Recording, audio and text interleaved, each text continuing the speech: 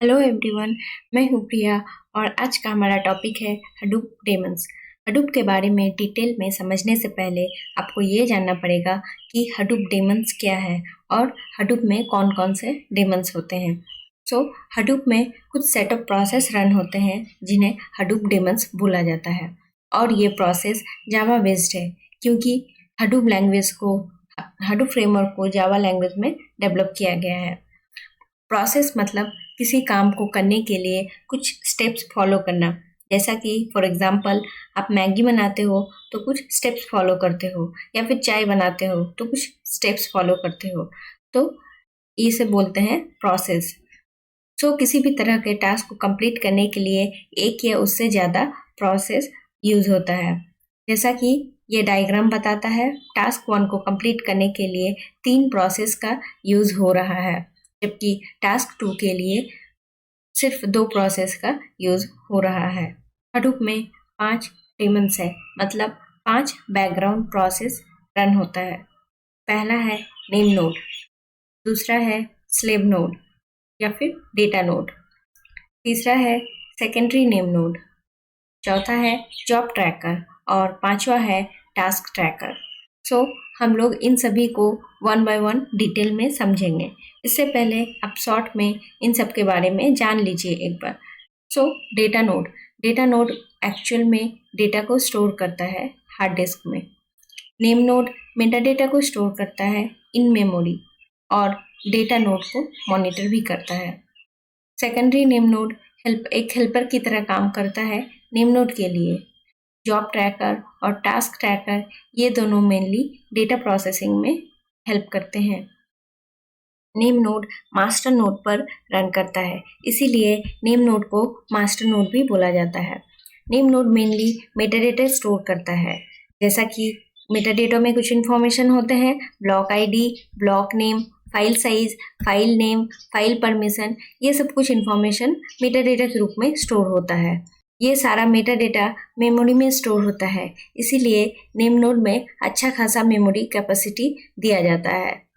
Metadata storage के साथ साथ नेम नोड 2 और फाइल को मेंटेन करता है, एफएस इमेज और एडिट लॉग।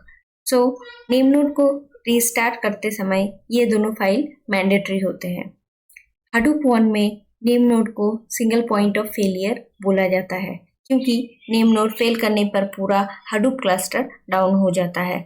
इस प्रॉब्लम को सॉल्व करने के लिए हडूप 2 में हाई अवेलेबिलिटी फीचर इंट्रोड्यूस किया गया था, जिसके अकॉर्डिंग एक से ज़्यादा नेम नोड को यूज़ किया जाने लगा, जिसके बारे में डिटेल में हम लोग अगले सेशन में समझेंगे।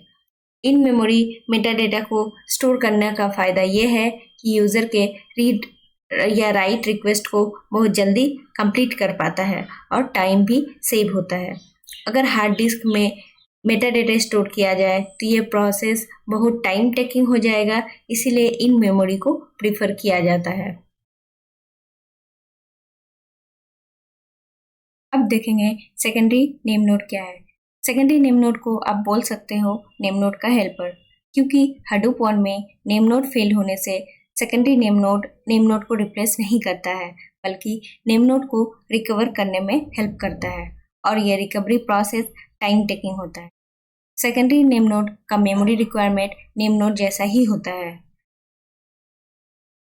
सेकेंडरी नेम नोड से मेटाडेटा और नेम स्पेस डिटेल्स अपने पास रखता है, जो कि रिकवरी प्रोसेस के टाइम का यूज होता है। नेम नोड मेटाडेटा का लेटेस्ट कॉपी स्टोर करता है एफएस इमेज फाइल में और नेम स्पेस यानी फाइल या डायरेक्टरी से रिलेटेड जो भी चेंजेस होते हैं उसका इंफॉर्मेशन नेम नोड स्टोर करता है एडिट लॉग फाइल में। सेकेंडरी नेम नोड का काम होता है एफएस इमेज और एडिट लॉग फाइल को लेटेस्ट कॉपी नेम नोड से रेगुलर बेसिस पर कॉपी करना और दोनों फाइल को मर्ज रखना, ताकि जब भी हडूप 1 में नेम नोड रीस्टार्ट या रिबूट करता है या फिर किसी कारण फेल कर जाता है तो ये मर्ज्ड कॉपी से नेम स्पेस और मेटाडेटा रिलेटेड इंफॉर्मेशन को नेम नोड में रिस्टोर किया जाता है। ये रिकवरी प्रोसेस टाइम टेकिंग होता है। देखेंगे डेटा नोड क्या है। डेटा नोड स्लेव नोड पर रन होता है, इसीलिए डेटा नोड को स्लेव नोड भी बोलते हैं। Data node daemon actual data को स्टोर करता है, जिसका डिस्क स्टोरेज रिक्वायरमेंट ज़्यादा होता है।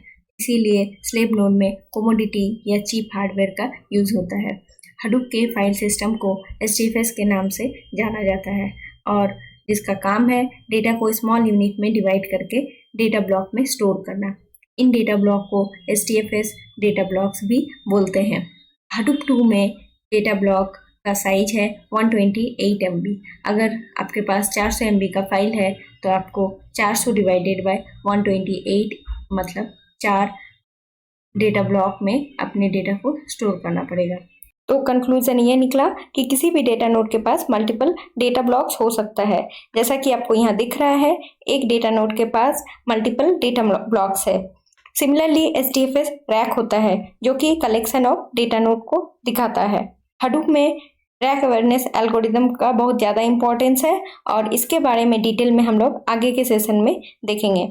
सो डेटा नोड नेम नोड के लिए एक स्लेव की तरह काम करता है और नेम नोड का इंस्ट्रक्शन फॉलो करता है।